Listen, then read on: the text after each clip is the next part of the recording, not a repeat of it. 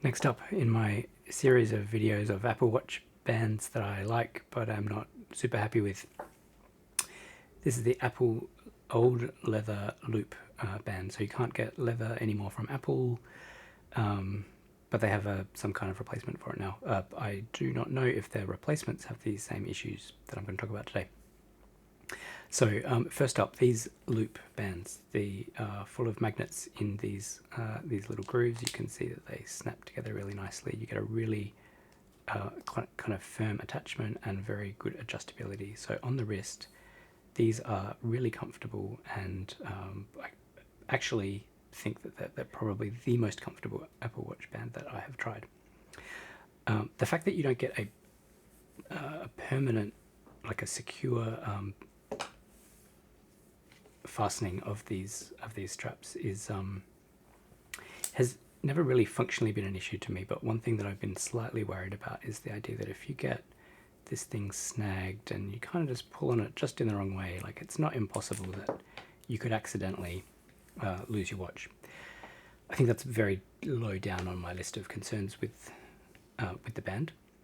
So this is the actually the second leather loop band that I've owned.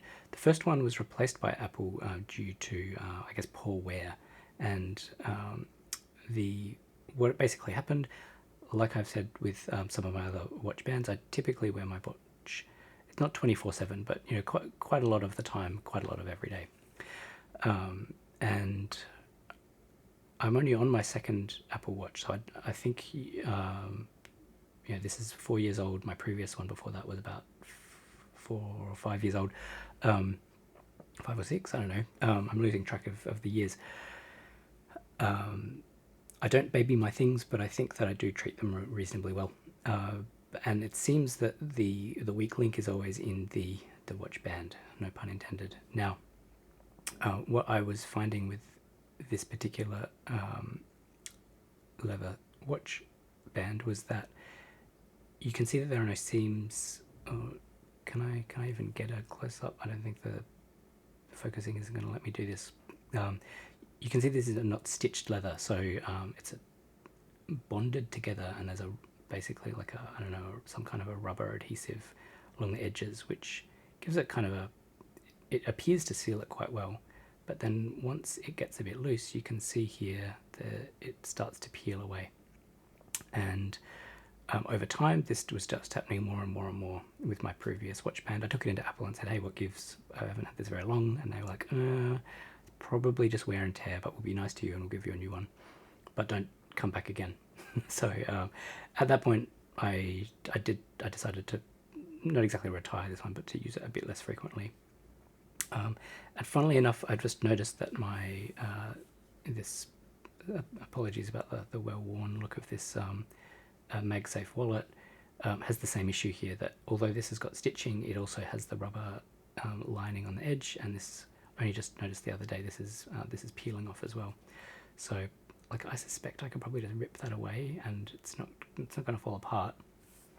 But with the strap, which is much thinner leather, and I wasn't confident that over time that the actual two halves, like the front and the back half of this strap, wouldn't start peeling away from each other as this rubber degraded more and more. So maybe the new versions of this strap do not have the same issue. I'd be interested to find out.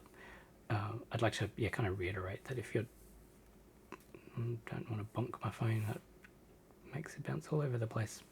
I do find this a really comfortable strap, and actually in hindsight, the only thing that I wish was that I got a lighter coloured one. I would have been much happier really with kind of like a traditional leathery colour on the outside rather than on the inside.